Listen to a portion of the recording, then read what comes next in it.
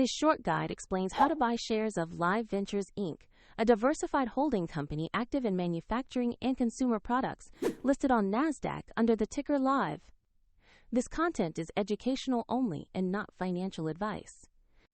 To buy shares, you need a brokerage account, and we will use eToro as an example to demonstrate the steps. After registering, you must verify your account, usually with a government ID, and add funds before you can purchase. Use the platform search box and type the ticker LIVE to find the company quickly. Select the result that matches Live Ventures Inc. to ensure you have the correct listing. On the stock page, review the basic company profile and the price chart to confirm it is Live Ventures Inc.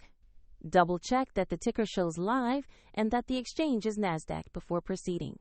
Click Buy, enter the amount you want to invest, then review the order details carefully before you confirm.